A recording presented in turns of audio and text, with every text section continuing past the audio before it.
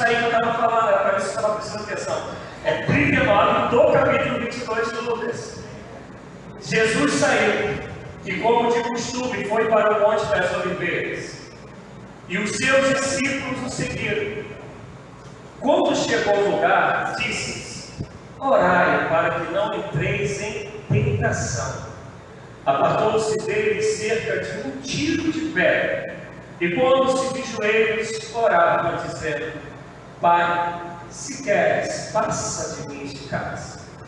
Todavia, não se faça a minha vontade, mas a tua. Então lhe apareceu um anjo do céu que o confortava. Em agonia, orava mais intensamente. O seu suor tornou-se em grandes gotas de sangue. Outras traduções vai dizer como gotas de sangue, que corriam até o chão. Levantando-se da oração, foi ter com os discípulos e os achou dormindo, exaustos de tristeza, e disse: por que estáis dormindo? Levantai-vos e orais, para que não entreis em tentação. Agora abre Mateus, capítulo 26, a partir do versículo de número 36.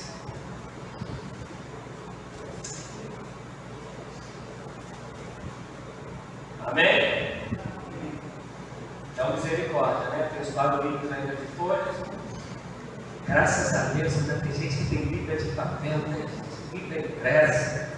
Nada contra os outros, mas assim a gente memoriza. E no telefone é mais difícil a gente memorizar as passagens. Repito, não sei o que eu falo, é ciência que diz.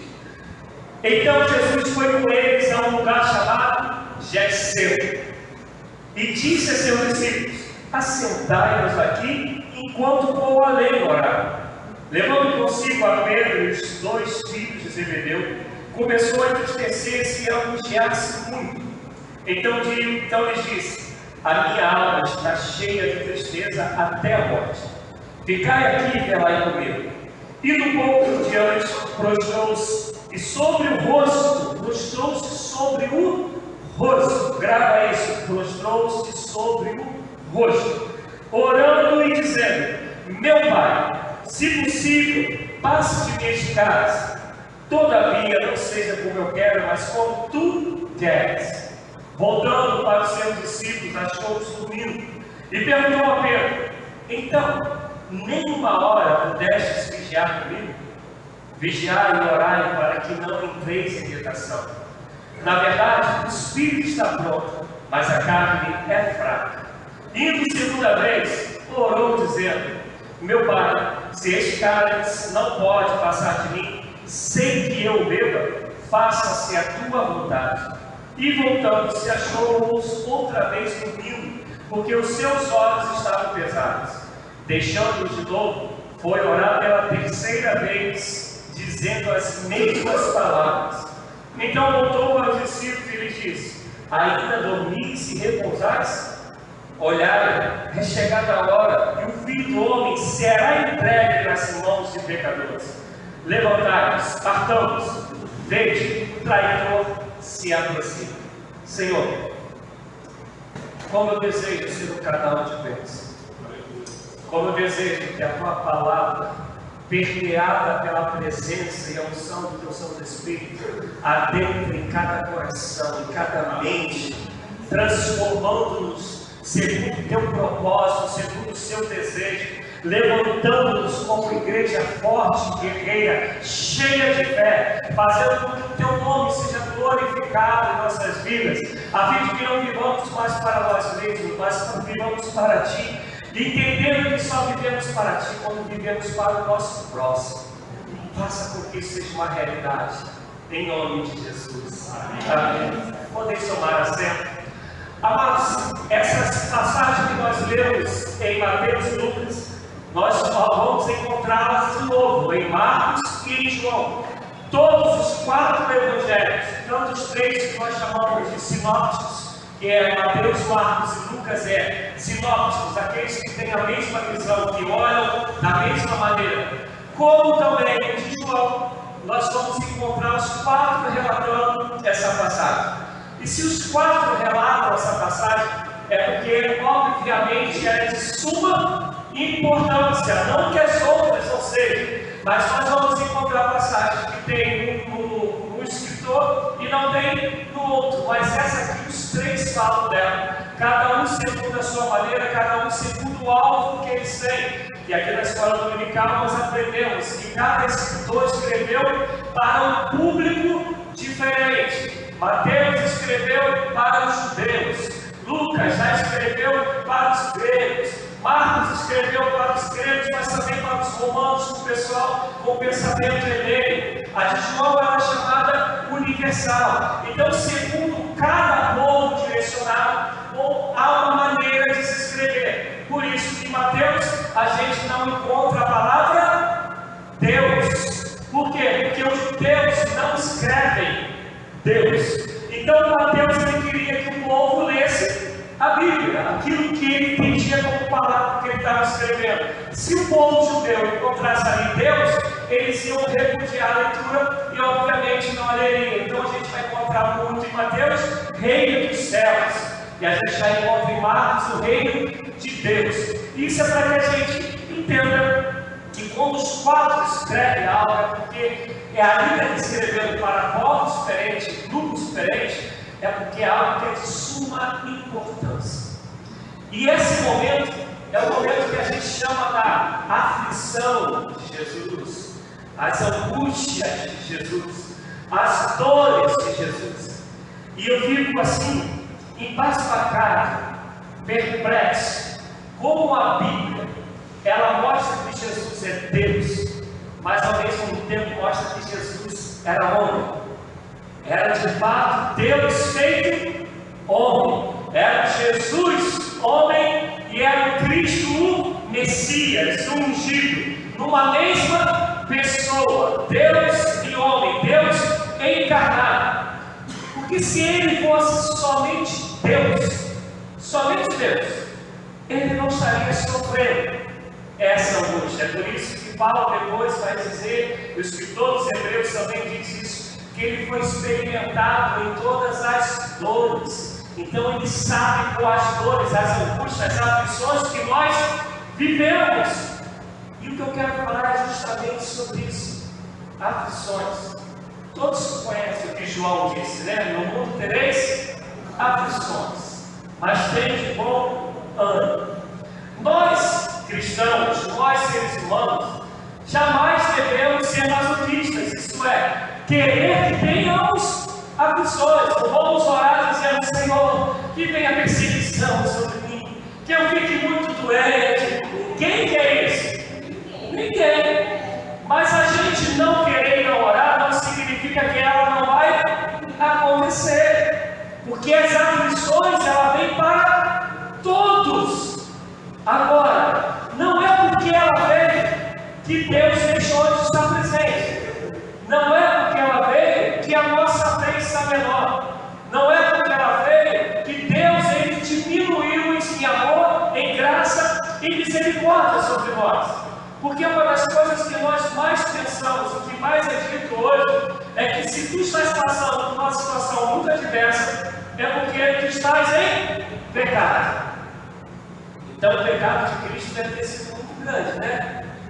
Então a vida de Paulo, então, foram de pecados absurdos, que sofrer como Paulo sofreu, né? Não estou falando que não tenha, mas pelo menos de registro até hoje a gente não conhece. Só chicotada, quem estava também aqui na escola dominical, a gente falou isso, 5 vezes ele tomou 39 chicotadas, isso falando só de chicotes, fora apedrejamento, naufrágio, traição, víbora que o pique, e a gente vai falar sobre muita coisa, vai ficar muito tempo falando sobre as aflições de Paulo, que não tem nada a ver com o pecado, mas tinha na vida de Paulo aquilo que Jesus falou aqui, que seja feita a tua vontade.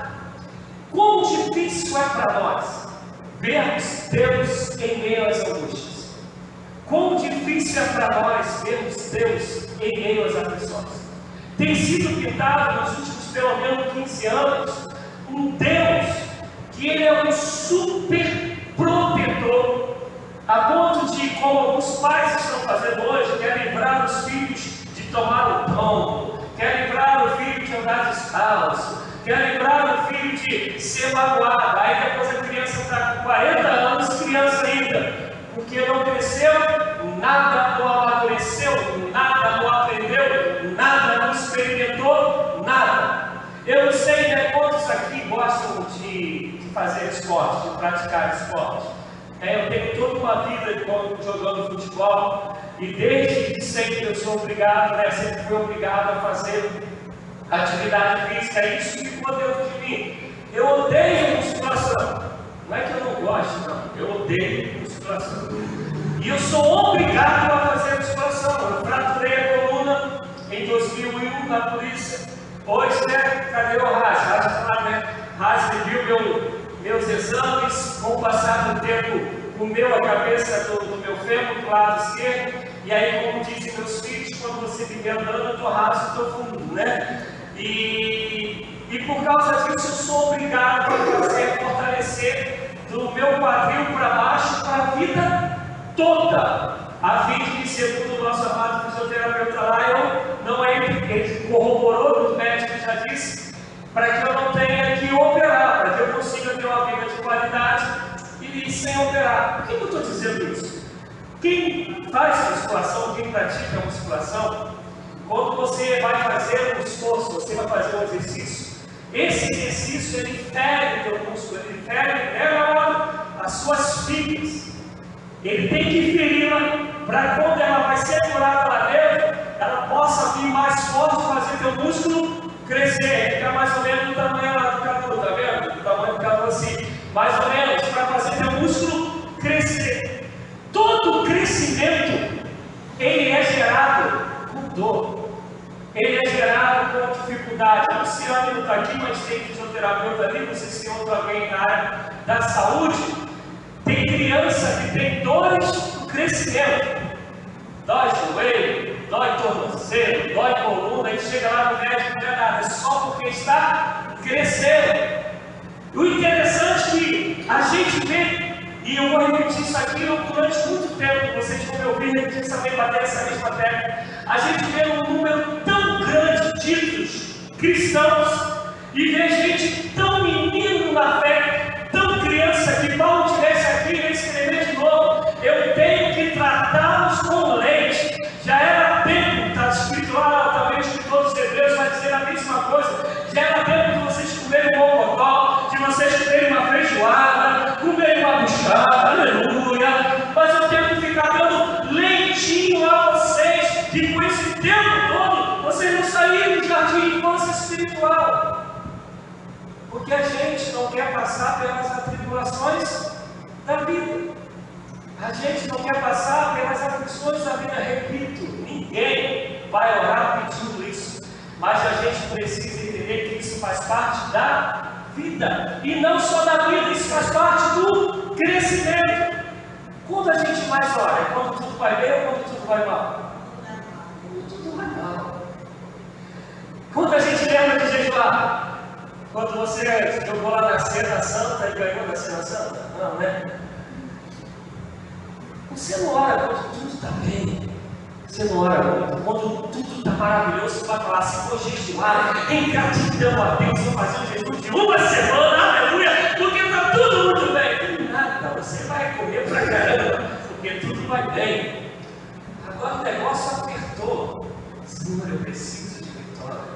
Senhor, e vai lá, vai se ajoelhar, vai se prostrar, pedindo a Deus me dá a vitória. E Deus é tão Deus que te ama e me ama tanto, que a maioria das vezes Ele faz essas pessoas chegarem para que tu lembre que Ele é teu Deus, que ninguém pode te livrar como Ele, que ninguém te socorre como Ele, que ninguém te ama como Ele te ama, e Ele não te quer longe, Ele te quer perto, junto, sendo um com Ele. É por isso que às vezes as pessoas se ficam para a nossa fé. A gente gosta daquela musiquinha antiga, não sei se aqui cantava, né? Cada vez que a minha fé é pronta. Todo mundo sabe a letra. E fala: Deus, que coisa linda, aleluia. A caporeta, Deus me livre e disse: cara, isso é amém. A aflição, ela faz parte da vida, gente. E a gente precisa ser gente madura, como pessoa, como cidadão, como pai, como esposo, como filhos, como cristãos, para compreender que Deus continua sendo teu Deus no momento que tudo está difícil. Para compreender que o mundo não é uma utopia, não é um mar de rosa. Eu costumo dizer que a vida do cristão é como quando a gente vai fazer um eletro básico, né? Um eletro, e aí se eu estiver falando descendo, me corrija, por favor. Né? O eletro ele vem assim, daqui a pouco ele tem uma linhazinha pequenininha que vai ficar mais ou menos retinha, daqui a pouco ele e assim é a nossa vida. Está no meio da tempestade, porque a gente gosta daquele filme, né? E viveram felizes para sempre. Você sai com a tocada, e aí Deus às vezes, com misericórdia, te leva para um caminho de tranquilidade, de bonança. Daqui a pouco vem outra tempestade, porque a Deus fala que o justo viverá pela fé. A gente não vive por vista, a gente vive porque sabe que Deus está conosco todos os dias até a consumação do século. A gente vive porque sabe que, ainda que esteja tudo temporal tremendo lá, as nuvens tudo negras, como canta Caio Lucas, o sol da justiça continua acima das nuvens negras, e daqui a pouco o sol vai raiar em nome de Jesus Cristo. Agora tu pensa, Paulo vai dizer o seguinte, que nem a seu próprio filho ele poupou. E aqui quando ele fala de seu filho, não está falando de mim, que você está fazendo uma comparação, dizendo que Jesus é o filho que foi entregue para nos resgatar, e diz que ele é seu único filho, e está dizendo que se nem a ele poupou. E aí quando a gente lembra lá de Isaías 53, como eu falei hoje de manhã, dá a dizer que agradou Deus a fazê-lo morrer. Imagina se ele vai poupar a mim e a você. E pastor, essa pregação não é legal não, não é de Deus não, né?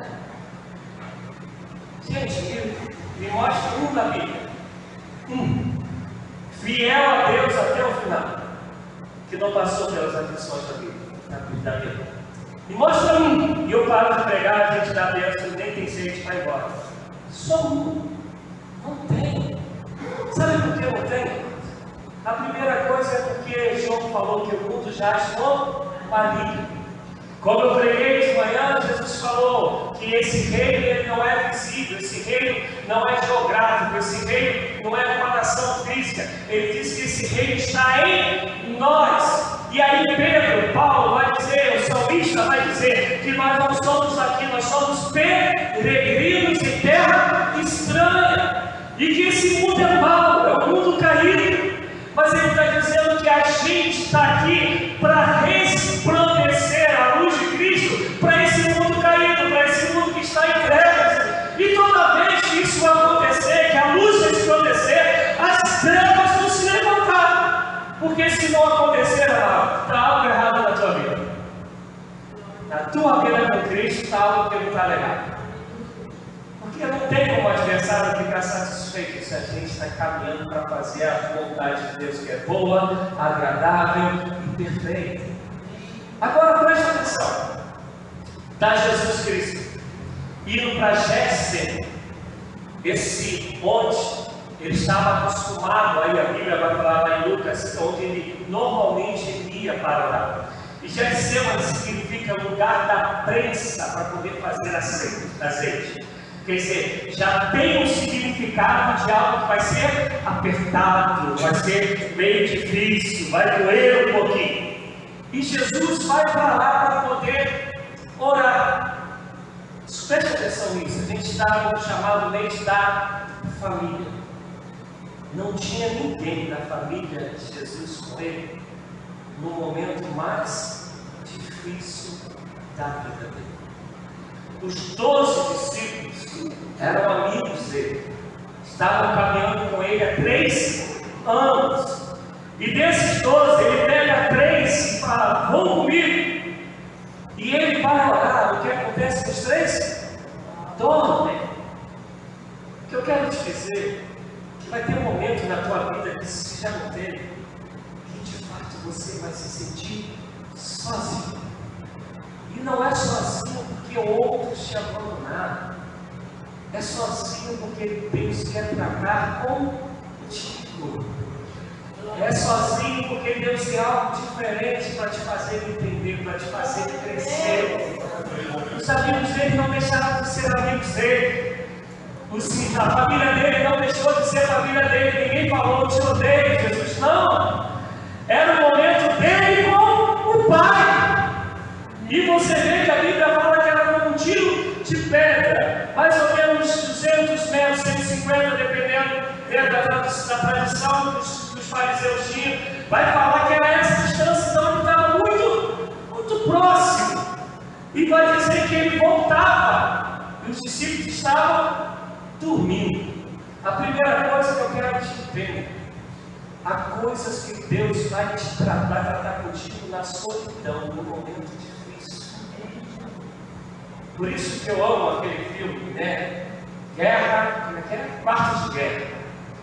E Jesus em Mateus vai dizer, né? Entre no teu quarto e ora, para que ninguém está vendo, não precisa ter torcida, não precisa ter auditório, entre você e o Pai. E ele vai falar que o Pai te ouve em secreto.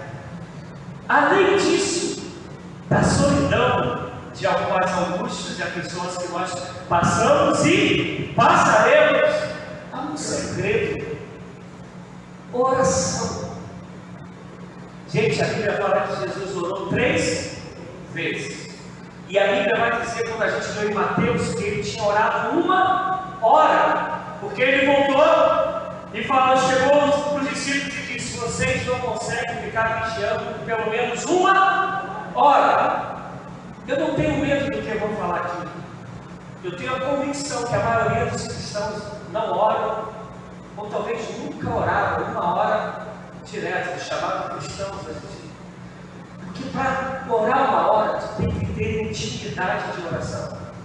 E se vocês forem sinceros comigo, vocês sabem o que eu estou falando. Quem não tem hábito de dedicar uma vida de oração, com 5, 10 minutos já não tem mais o que dizer. A mente já foi embora, a gente já está pensando na conta para pagar, tu está pensando na hora para acordar do teu trabalho. Por quê? Porque é só o hábito de orar que te faz orar. É só a intimidade com Deus, que a Bíblia vai falar em Romanos 8,26, que não sabemos orar como convém, mas o Espírito Santo intercede por nós com gemidos inexprimíveis. É essa hora que o Espírito te toma e vai te fazendo orar por pessoas que você às vezes nunca nem viu na tua vida, porque tu não é mais movido somente pela tua mente, mas o Espírito Santo te leva a orar. E vai dizer que Jesus fez isso 3 vezes. E está dizendo que ele usou as mesmas palavras. Subentende-se que por 3 vezes Jesus orou 1 hora. Então quanto tempo que ele orou? 3 horas.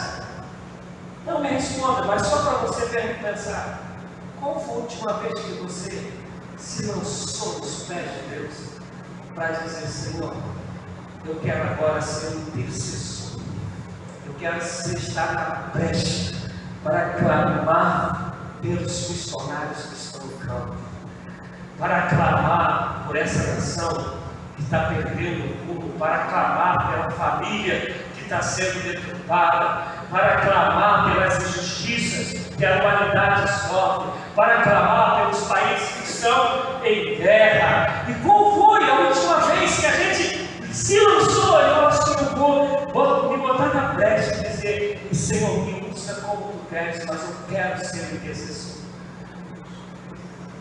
Oração.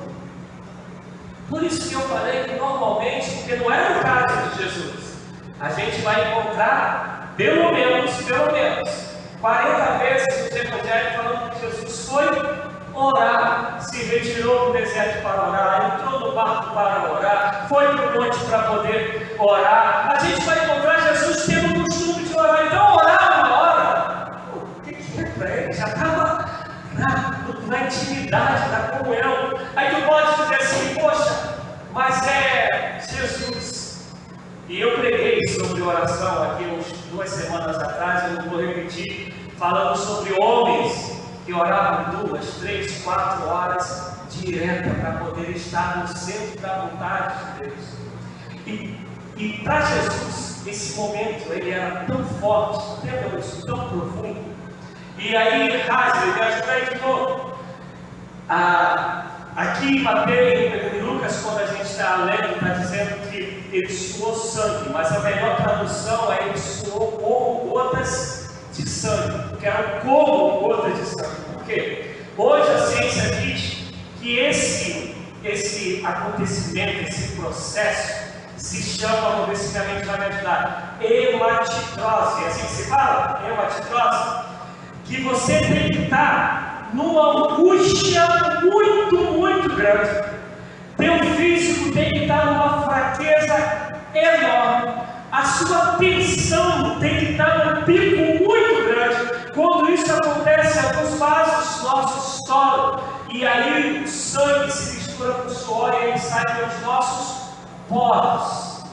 Tu imagina o que Jesus estava sentindo por mim e por você, quando ele saiu para orar, para cumprir aquilo que a gente vai chamar de grande amor de Deus Pai pela minha vida e pela tua vida. Isso é algo muito raro.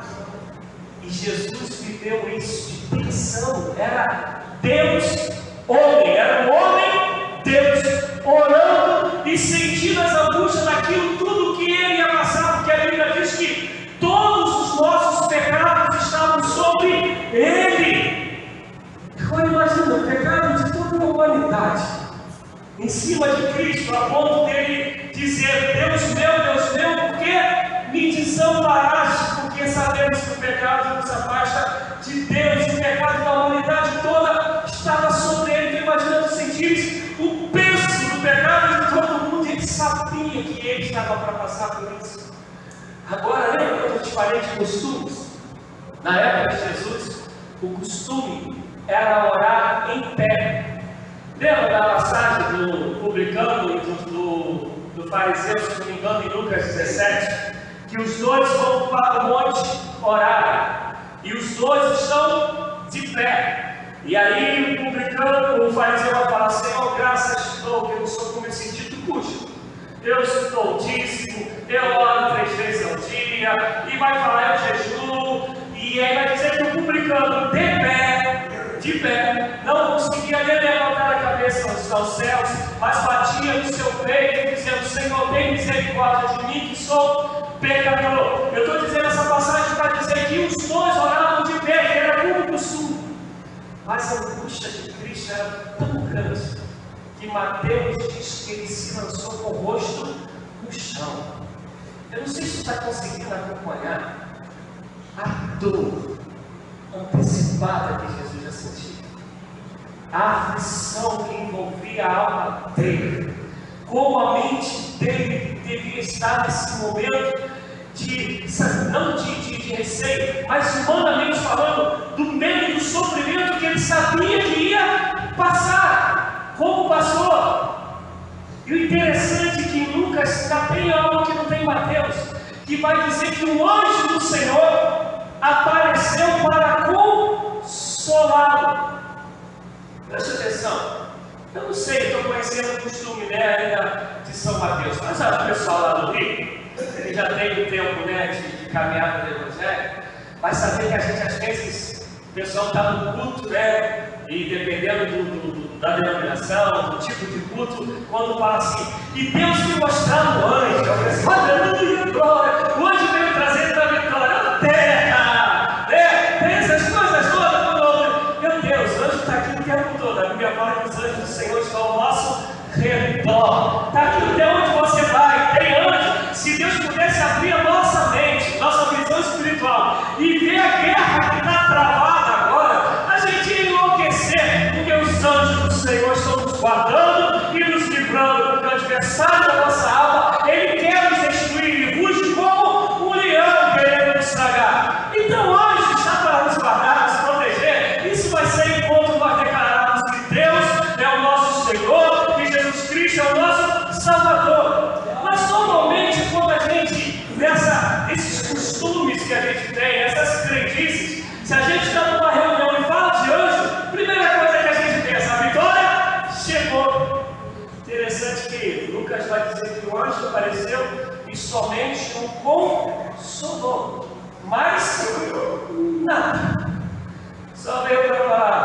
Jesus vai estar contigo, continua nessa tua voz, mas vai dizer que as 3 vezes ele disse: se possível for, passe de mim esse cálice, mas que seja feita a tua vontade.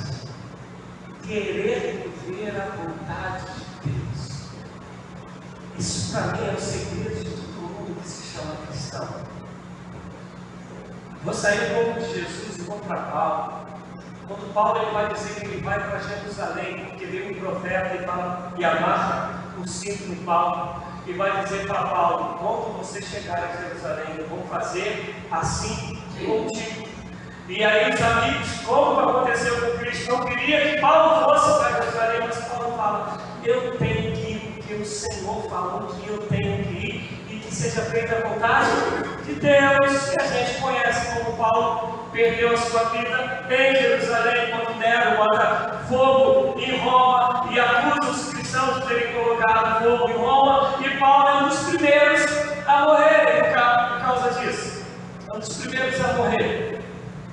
Mas Paulo viveu para cumprir a vontade de Deus, em meio às angústias e aflições da vida. E vem o anjo com consola Jesus.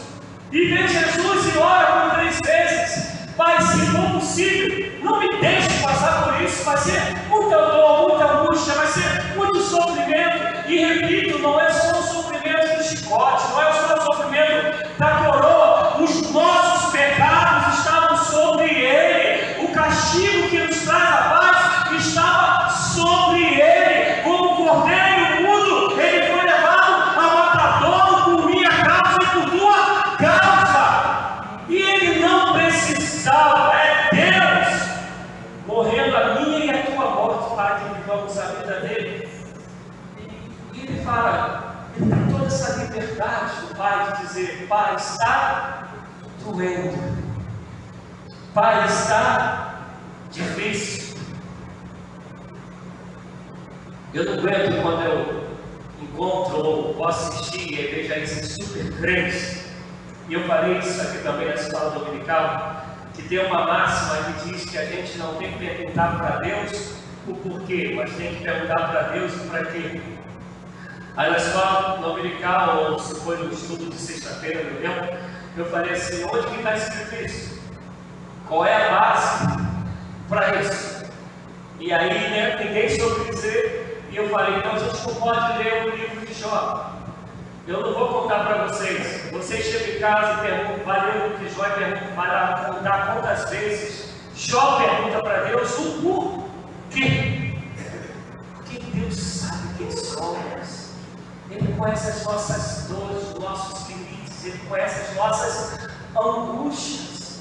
Nem o próprio Cristo, sabendo que ia passar, Ele foi falar feliz na Bíblia, dizendo: Pai, obrigado porque eu não sofrer. Não, Ele falou: se possível for, se tiver a possibilidade de eu passar.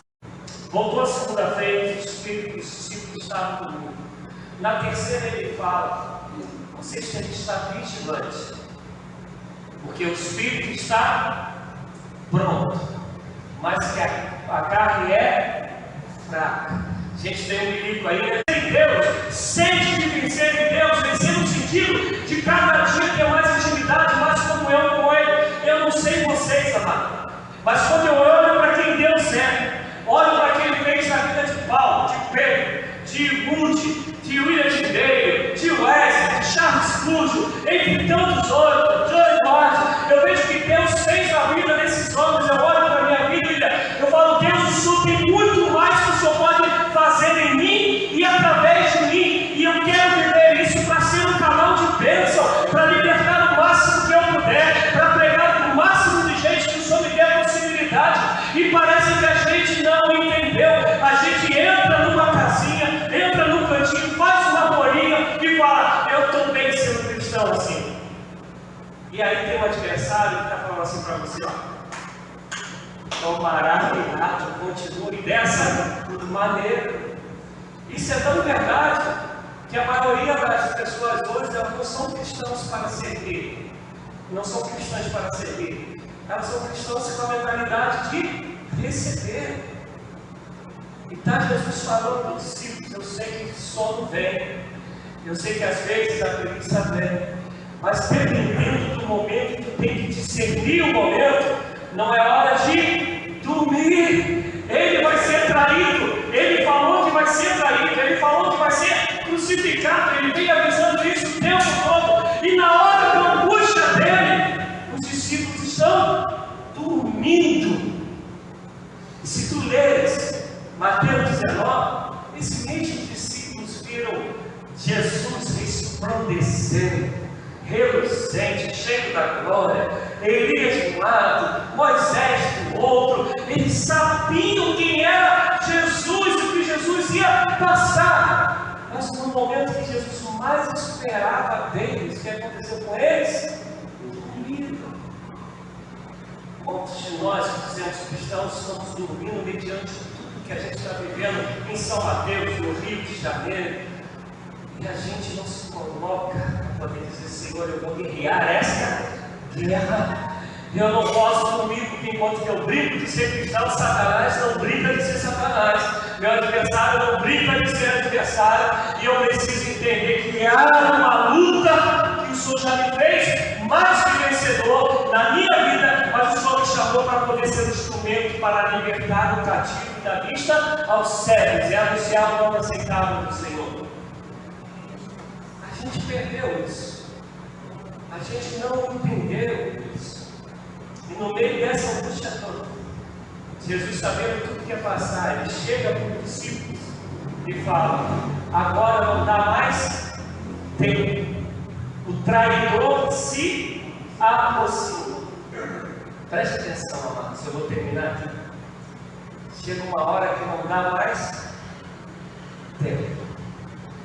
Chega uma hora que o traidor se aproxima. A gente acha que a gente pode postergar a nossa vida de crescimento espiritual, de maturidade espiritual. A gente acha que a gente pode ficar postergando o nosso compromisso sério com Cristo. A gente acha que pode a gente ficar postergando esse desejo de poder dizer para o Senhor: se cumpra em mim a tua vontade. 3 vezes Jesus foi e voltou. Foi e voltou. Mas na terceira, em meio a grandes angústias e aflições, ele diz: agora não dá mais tempo. O inimigo, o adversário, o traidor se aproxima. Todos nós sabemos a história. Judas o trai, Pedro corta a orelha do soldado mau, Jesus coloca no lugar e depois parte para morrer a minha e a sua morte. Eu quero que tu entendas em nome de Jesus Cristo. Há aflições que Deus vai te poupar. Há aflições que Ele, por amor a mim e a você, Ele vai te fazer passar. E há aflições que eu e você que buscamos. A gente que namora, a gente que vacila. Mas em todo esse momento, exceto quando a gente vacila, a gente tem que falar para Deus: Senhor, eu vou passando pela prova, dando glória a Ele. Senhor, eu vou chorando, vou gemendo, mas eu não vou olhar para trás, porque aquele que bota a mão no arado e olha para trás não é digno do reino dos céus. Senhor, eu não vou desistir, porque o maior está em mim do que o que está no mundo. Senhor, eu não vou desistir, porque o Senhor foi fiel à minha morte de cruz. Senhor, eu não vou desistir, porque há pessoas que precisam de ver o Senhor em mim para conhecer o teu amor, a tua graça e a tua misericórdia. Senhor, eu não vou desistir, porque a minha família, ela precisa chegar no final de tudo e eu vou dizer para todo mundo: eu e minha casa servimos e serviremos ao Senhor. Senhor, eu não vou desistir, eu quero poder dizer como Paulo: combati o bom combate, acabei a carreira e guardei a fé. Senhor, eu não vou desistir, porque a minha vida te pertence. Como eu desejo que a gente entenda isso. Como eu desejo que a gente só está hoje aqui reunido, que a gente só vai poder participar da mesa do Senhor, que não é da igreja metodista, egoísta, não é do pastor Rogério, a ceia é do Senhor, porque Ele não recuou, porque Ele suportou as aflições, porque Ele não olhou para o anjo e falou: agora estou bem, acabou tudo. Mas o anjo foi para que ele entendesse que Deus Pai estava junto com ele. E tendo Deus junto, amado, nós podemos todas as coisas naquele que nos fortalece. Aleluia. Amém? Amém. Mas só que eu lembrei dessa passagem que a gente vai terminar nela, aí em Filipenses. Me ajuda aí a lembrar. É 4:11, não é? Todo mundo sabe o 13. Quero que a gente comece com 11. 13 todo mundo sabe. 13 é tudo posso. E 11? Qual é o 11? Põe. Lembro não. Quero que tu fale igual você falou 13. Mas 11, 12, ele vai dizer: gente, eu estou preparado para toda e qualquer situação, toda e qualquer circunstância, todo e qualquer momento. Eu sei ter abundância, eu sei padecer necessidade, eu sei ter fartura, mas também me dou bem nas escassez. Eu sei ser amado, não está, eu não estou dizendo o que ele está dizendo, tá? Eu sei ser amado, mas também sei ser odiado por aqueles que não conseguem ver Cristo em mim. Eu sei passar por lugares onde todos me ouvirão, mas também vão pegar em pedra para me tacar, onde vão querer a minha morte, como foi em Éfeso. Eu fiquei lá 1 ano e meio pregando. Eu sei, porque eu sou experimentado em Cristo. Por isso eu posso dizer, diz Paulo, posso todas as coisas naquele que me fortalece. Todas as coisas. E aí ele enumera todas as coisas. Mas o que ele fez, com todo carinho, nos faz lembrar: eu tudo posso naquele que fortalece. Mas esse grito só acontece depois de passar pelos versos 11 e 12, senão não teria o grito. Essa é a vida do cristão. É saber que é um Deus que não te desampara. Saber que é um Deus que é merecedor da tua vida e da tua adoração, mesmo sem eu e você sermos merecedores de adorá-lo e de nossa vida pertencer. No mundo, amados, teremos aflições, mas tem bom, o Senhor já venceu por nós. Amém? Antes da ceia, vamos ficar de pé. Quero ter um momento de oração. Mas eu quero te dar um tempo para você orar a Deus. Fala com o Senhor se de alguma maneira essa palavra levou algo para o teu coração, para a tua mente. Fala com Deus das aflições e angústias que você está passando nesse momento. Diga para Ele: Pai, se possível for, passa de mim esse cálice. Ele entende isso. Fala para Ele. Rasga teu coração. Fala para Ele das tuas dores. Fale para Ele das tuas angústias. Fala para Ele do teu desejo de viver para a glória dEle. Louvado seja Deus.